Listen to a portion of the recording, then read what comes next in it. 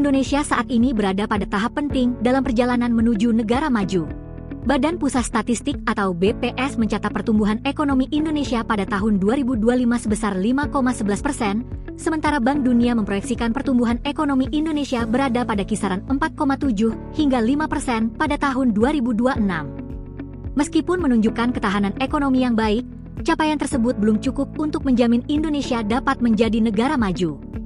Menurut klasifikasi Bank Dunia tahun fiskal 2026, Indonesia masih berada dalam kelompok negara berpendapatan menengah atas atau upper middle income country, sedangkan untuk masuk kategori negara berpendapatan tinggi dibutuhkan gross national income atau GNI per kapita di atas $13,935 Amerika.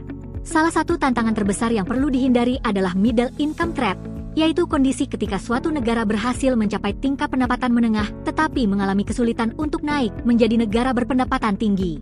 Untuk menghindari middle income trap, Indonesia perlu meningkatkan produktivitas, daya saing, dan nilai tambah ekonomi secara berkelanjutan.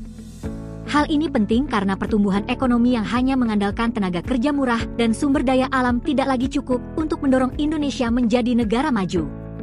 Oleh karena itu, diperlukan berbagai kebijakan ekonomi yang mampu mendukung transformasi ekonomi nasional mulai dari kebijakan fiskal, moneter, dan utang luar negeri.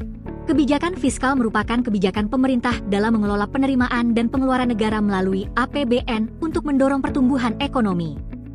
Pada APBN 2026, pemerintah mengalokasikan anggaran pendidikan lebih dari Rp700 triliun dan anggaran kesehatan sekitar Rp200 triliun sebagai upaya meningkatkan kualitas sumber daya manusia. Langkah ini penting karena salah satu penyebab utama middle income trap adalah rendahnya produktivitas dan ketergantungan pada ekspor komoditas mentah.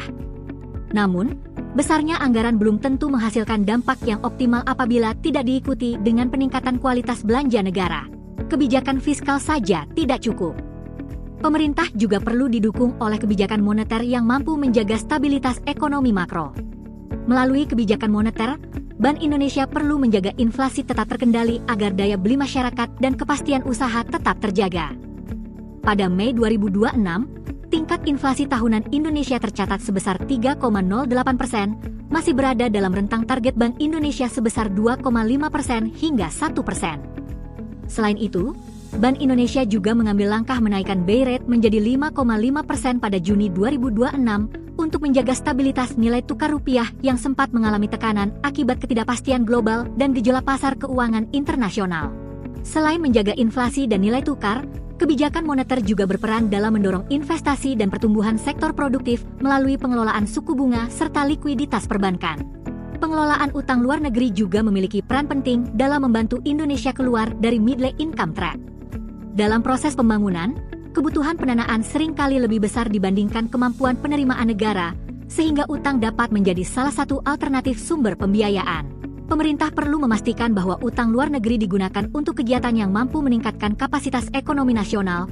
Jika digunakan untuk kebutuhan konsumtif yang tidak menghasilkan nilai tambah, utang justru berpotensi menjadi beban di masa depan.